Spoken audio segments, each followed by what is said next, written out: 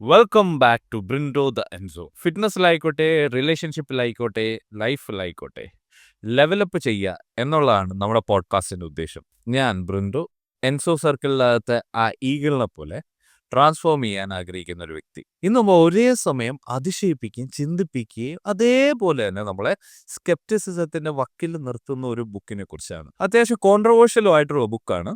Brian L വൈസിന്റെ many lives many മാസ്. ഒരു റിനൗണ്ട് സൈക്കാട്രിസ്റ്റ് ആയിട്ടുള്ള അദ്ദേഹം എഴുതിയ ബുക്കിൽ നമ്മുടെ ജന്മജന്മാന്തരങ്ങൾ തമ്മിലുള്ള ബന്ധം അല്ലെങ്കിൽ പുനർജന്മം ഇതിനെയൊക്കെ കുറിച്ചാണ് അദ്ദേഹം പരാമർശിച്ചിരിക്കുന്നത്. അതും അദ്ദേഹത്തിന്റെ പേഷ്യന്റിൽ നടത്തിയ ഹിപ്നോസിസിലൂടെ അദ്ദേഹം മനസ്സിലാക്കിയ ചില കാര്യങ്ങളെ കുറിച്ചാണ് ഈ ബുക്ക്. അതായത് നമ്മുടെ ആത്മാവ് പല പല ജന്മങ്ങളെടുത്ത് ഓരോ പാഠങ്ങൾ പഠിച്ച് പോകുന്ന പോലെ. കഥ പോലെ തോന്നില്ലേ? ഇതേ കഥ തന്നെയല്ലേ നമ്മുടെ മഗധീര? ഇതേ കഥ തന്നെയല്ലേ നമ്മളുടെ ടിയാൻ എന്ന് പറഞ്ഞ മലയാളം സിനിമ? ജന്മജന്മാന്തരങ്ങൾ തമ്മിലുള്ള ബന്ധം, ആ ഒരു തമ്മിലുള്ള കണക്ഷൻ, പുനർജന്മം. അപ്പൊ എന്നോടൊരു ചോദ്യം ഉണ്ടായിരിക്കാം, നീ നിരീശ്വരവാദിയല്ലേ? നിനക്കെന്താണ് ഈ ആത്മാവും പുനർജന്മവും ഒക്കെ? നിങ്ങൾ മനസ്സിലാക്കുക, ഞാൻ യുക്തിവാദികളെ പോലെ, അതായത് റാഷണലിസ്റ്റുകളെ പോലെ സയൻസ് തരുന്ന മാത്രമാണ് ശരി എന്ന് ഞാൻ വാദിക്കാറില്ല. കാരണം സയൻസ് തന്നെ അതിനെ എപ്പോഴും തിരുത്തിക്കൊണ്ടിരിക്കുന്ന ഒരു കാര്യമാണ്. അതായത് നമ്മൾ ഇന്ന് ശരിയെന്ന് വിശ്വസിക്കുന്ന കാര്യങ്ങൾ നാളെ തെറ്റാണെന്ന് പ്രൂവ് ചെയ്തേക്കാം.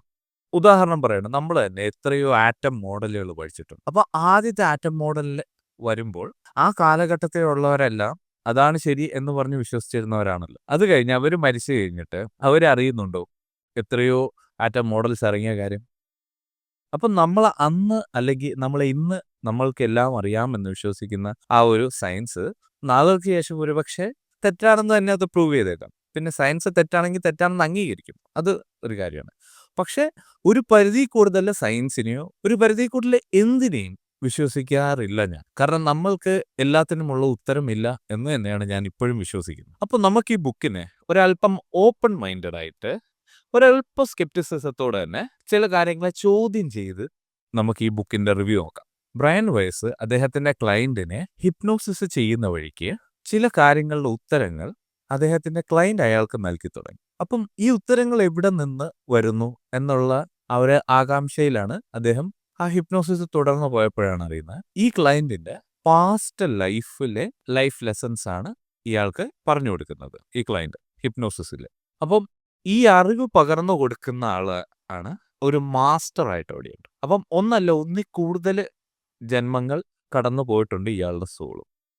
അപ്പൊ ഇയാളുടെ സോളിന് ഈ അറിവ് കൊടുക്കുന്ന മാസ്റ്റർ. അപ്പം അതാണ് ഈ മെനി ലൈഫ്സ് മെനി മാസ്റ്റേഴ്സ് എന്ന ഈ ബുക്കിന് ഈ പേര് വരാൻ കാര്യം. അതായത് ബേസിക് ആയിട്ട് ഇപ്പം നടക്കുന്ന ലൈഫ് ലെസൺസിൽ ഒരു കൊച്ചുകുട്ടിയാണ്, എൻ്റെ ഊഹം ശരിയാണെങ്കിൽ അതൊരു കൊച്ചുകുട്ടിയാണ്. ആ കൊച്ചുകുട്ടി ഇയാൾക്ക് വലിയ വലിയ അറിവുകൾ പറഞ്ഞു കൊടുത്തു, ലൈഫ് ലെസൺസ് പറഞ്ഞു കൊടുത്തുകൊണ്ടിരിക്കുകയാണ്. അപ്പൊ ഈ കുട്ടിക്ക് ഇതെല്ലാം എങ്ങനെ അറിയാമെന്ന് വരുമ്പോഴാണ് നേരത്തെയുള്ള ജന്മത്തിൽ ഞാൻ ഇതൊക്കെ അനുഭവിച്ചിരുന്നു. അതായത് അദ്ദേഹത്തിന് വേണ്ട ലൈഫ് ലെസൺസ് അദ്ദേഹത്തിന്റെ ക്ലയന്റ് അദ്ദേഹത്തിന് കൊടുത്തുകൊണ്ടിരിക്കുക. ഈ സമയത്ത് ഞാൻ ആലോചിച്ചൊരു കാര്യം എന്തെന്നാ, അദ്ദേഹത്തിന്റെ അടുക്ക ട്രീറ്റ്മെന്റിനെത്തിയ പേഷ്യന്റ് ആക്ച്വലി അദ്ദേഹത്തിനെ അല്ലേ അങ്ങോട്ട് സഹായിക്കുന്നത്. ഈ ബുക്കിൽ പറയുന്നത് നമ്മളുടെ സോള്, നമ്മുടെ ആത്മാവ് മരിക്കുന്നില്ല. നമ്മുടെ മോഹൻ വൈദ്യർ പറഞ്ഞല്ലേ, ഒരു മനുഷ്യൻ ജനിക്കുന്നുമില്ല മരിക്കുന്നുമില്ല. അതേ കൺസെപ്റ്റാണ് ഇതിൽ പറയുന്നത്. അതായത് ആത്മാവ് ശരീരം വിട്ട് ഇറങ്ങുന്നു, ശരീരത്തിലേക്ക് കയറുന്നു, ആ ഒരു സംഭവം മാത്രമേ ഉള്ളൂ. അതിനപ്പുറത്തേക്ക് മരിക്കുന്നു എന്നത് നമ്മുടെ ഫിസിക്കൽ ആയിട്ടുള്ള കാര്യം മാത്രമാണ്. ബോഡി മാത്രമാണ് ഇല്ലാണ്ടാകുന്നത്, സോള് ഇല്ലാണ്ടാകുന്നില്ല എന്നുള്ളതാണ്. അങ്ങനെ വെച്ച് നോക്കുകയാണെങ്കിൽ നമ്മളുടെയൊക്കെ ആത്മാവ് എത്രയോ വർഷങ്ങൾ അല്ലെങ്കിൽ എത്രയോ ജീവിതങ്ങൾ ജീവിച്ചു തീർന്നിട്ടായിരിക്കും നമ്മൾ വന്നിരിക്കുന്നത്. ചില കാര്യങ്ങളിൽ നമ്മൾ നാച്ചുറലി മിടുക്കരാകാൻ കാരണം നമ്മളുടെ ഈ പാസ്റ്റ് ലൈഫ് എക്സ്പീരിയൻസ് ആയിരിക്കും. എൻ്റെ സംശയം മാത്രമാണ് കേട്ടോ. എനിക്കിതിനെ അടിസ്ഥാനമായിട്ട് നിന്റെ തെളിവുണ്ടോ എന്നും ചോദിക്കരുത്. പക്ഷേ അങ്ങനെ ആയിക്കൂടെ? അതായത് ചിലര് മ്യൂസിക്കൽ ഇൻസ്ട്രുമെന്റ്സ് വായിക്കാൻ ബേസിക്കലി അവർക്ക് പെട്ടെന്ന് കിട്ടും. ഒരുപക്ഷെ ഇവര് കഴിഞ്ഞ ജന്മത്തില് ഒരു മ്യൂസീഷ്യനോ ഇപ്പൊ ഏതെങ്കിലും ഒരു രാജാവിന്റെ കൊട്ടാരത്തില് മ്യൂസീഷ്യനായിട്ട് വല്ലതും നിന്നിരുന്ന ആളാണെങ്കിലോ, ഈ AR റഹ്മാൻ അങ്ങനെ ഒരാളായിരുന്നെങ്കിലോ? നിങ്ങൾക്ക് തോന്നുന്നുണ്ടോ എനിക്ക് വട്ടാണെന്ന്? പക്ഷെ അല്ല, മീൻസ് ഞാൻ ചോദിക്കുകയാണ്, എങ്ങനെയാണ് നമുക്ക് ഒരാൾക്ക് ഇന്നേറ്റ് ടാലന്റ് കിട്ടുന്നത്? ഇങ്ങനെ അല്ല എന്നുണ്ടെങ്കിൽ ഒരു ടാലന്റും ഇല്ലാത്ത പേരൻസിന് വളരെ ടാലന്റഡ് ആയിട്ടുള്ള മക്കളെ ജനിക്കാറില്ല. ഒരുപക്ഷെ ചിലപ്പോൾ എൻ്റെ വട്ടൻ ചിന്താഗതിയായിരിക്കാം, ഇത് നോർമൽ ജനറ്റിക് കോഡും പ്രോബബിലിറ്റിയും മാത്രം തന്നെ ആയിരിക്കാം. പക്ഷെ വാട്ട് ഇഫ് അതേപോലെ തന്നെ സോളിന് ആണെന്നില്ല പെണ്ണെന്നില്ല. അതായത് ഈ കുട്ടിയുടെ പാസ്റ്റ് ലൈഫിൽ ഈ കുട്ടി ആണുമായിട്ടുണ്ട് പെണ്ണുമായിട്ടുണ്ട്. സോ ആ ബോഡിയാണ് തീരുമാനിക്കുന്നത് ഏതാണെന്നുള്ളത്. സോളിന് ആണെന്നോ പെണ്ണെന്നോ വ്യത്യാസമില്ല. ഈ സമയത്ത് എനിക്ക് ഒന്ന് ഓർമ്മിപ്പിക്കാനുള്ള ഒരേ ഒരു കാര്യം, LG HD TV-ക്കാര് ഇതും കണ്ടുകൊണ്ട് പൊക്കെ പിടിച്ചോണ്ട് വരരുത്. സോളിന് ആണുമില്ല പെണ്ണുമില്ല എന്നുള്ളത് മാത്രമാണ്. പക്ഷേ ശരീരമാണ് അത് തീരുമാനിക്കുന്നത് എന്നാണ്. അല്ലാതെ നിങ്ങളെപ്പോലെ തലയ്ക്ക് തോന്നുന്ന എന്തും ജെൻഡറാണെന്ന് പറയരുത്. ഇനി ഇതിന്റെ സയൻസ് വശം പറയുകയാണെന്നുണ്ടെങ്കിൽ ഹിപ്നോസിസ് കൊണ്ട് നമുക്ക് നമ്മുടെ പാസ്റ്റ് ലൈഫ്സിനെ ആക്സസ് ചെയ്യാൻ പറ്റും എന്നുണ്ടോ എന്ന് ചോദിച്ചാൽ ഒരു പിയർ റിവ്യൂ അങ്ങനത്തെ സ്റ്റഡീസ് ഒന്നും ഇല്ല. പ്രിഡോമിനന്റ്ലി ബ്രെയിൻ വേവ്സിന്റെ എക്കുകൾ മാത്രമാണ് നമുക്ക്. ഈ പാസ്റ്റ് ലൈഫിലെ അറിവ് തന്നെയാണോ അതോ നമ്മുടെ ബ്രെയിൻ തന്നെ നമ്മളെ ചില കഥകൾ പറഞ്ഞു പഠിപ്പിക്കുന്നതാണോ അറിയില്ല. ഇത് സത്യമാണോ മിഥ്യയാണോ? അങ്ങനെ ഒരു ചോദ്യം നമ്മളോട് ചോദിച്ചാൽ ക്വാണ്ടം ഫിസിക്സ് വെച്ച് നമ്മൾ നോക്കുമ്പോൾ നമുക്ക് എനർജി നശിപ്പിക്കാൻ പറ്റില്ല, അതിനെ ട്രാൻസ്ഫോം ചെയ്യാനേ പറ്റുകയുള്ളൂ ഒരു ഫോമിൽ നിന്ന് മറ്റൊരു ഫോമിലേക്ക്. നമ്മൾ മരിച്ചു കഴിയുമ്പോൾ ലൂസ് ചെയ്യുന്ന ആ ഒരു എനർജി മേ ബി അതാണോ ഈ സോള്? അതേസമയം അത് തന്നെയാണ് എന്ന് തെളിയിക്കാൻ നമ്മുടെ കയ്യിൽ യാതൊരുവിധ തെളിവും ഇല്ലതാനും. പക്ഷെ ഞാൻ പറഞ്ഞല്ലോ, നമ്മളുടെ ഇന്നത്തെ അറിവല്ലല്ലോ നാളെ.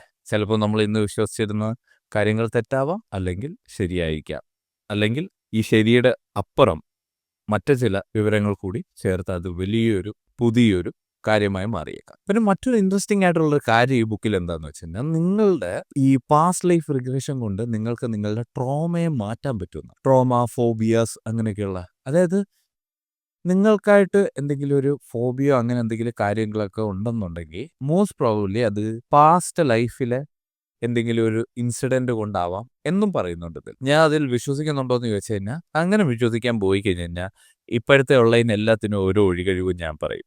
അതെനിക്ക് നേരത്തെ ഈ കാര്യം കൊണ്ട് അതുകൊണ്ട് സാരമില്ല, ഞാൻ അങ്ങനെയാണ്. അല്ല, എന്ത് തന്നെ ഉണ്ടെങ്കിലും അതിനെ ഫേസ് ചെയ്യാനും പ്രശ്നങ്ങളെ നേരിടാനും ഇതേ ലൈഫിൽ തന്നെ തയ്യാറാകാനാണ് എനിക്കിഷ്ടം. അപ്പം ഞാൻ നിങ്ങളോടൊരു ചോദ്യം ചോദിക്കട്ടെ.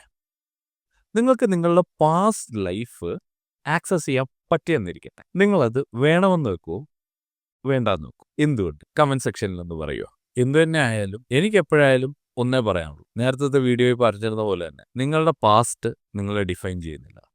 നിങ്ങൾ ഇപ്പോൾ എന്താണോ അതാണ് നിങ്ങൾ. സോ ഇപ്പോൾ ഉള്ള നിങ്ങൾക്ക് വേണ്ടി ഒരു പേര് സമ്പാദിക്കുക, ഇപ്പോൾ ഉള്ള നിങ്ങൾക്ക് വേണ്ടി ജീവിക്കുക, ജീവിതം ആസ്വദിക്കുക. നിങ്ങളെ പിന്നോട്ട് വലിക്കുന്ന എന്തെങ്കിലും ഭയമോ സംശയങ്ങളോ ഉണ്ടെന്നുണ്ടെങ്കിൽ അതിനെ തിരുത്തുക, അല്ലെങ്കിൽ മറന്നളയേണ്ട കാര്യങ്ങളുണ്ട് അതിനെ മറന്നളയുക, മുന്നോട്ട് ജീവിക്കുക. അതുപോലെ തന്നെ ഹിപ്നോസിസ് ചെയ്യാൻ നിങ്ങൾ ആഗ്രഹിക്കുന്നുണ്ടെങ്കിൽ നിങ്ങൾക്ക് സെൽഫ് ഹിപ്നോസിസ് ചെയ്യാം ത്രൂ മെഡിറ്റേഷൻ.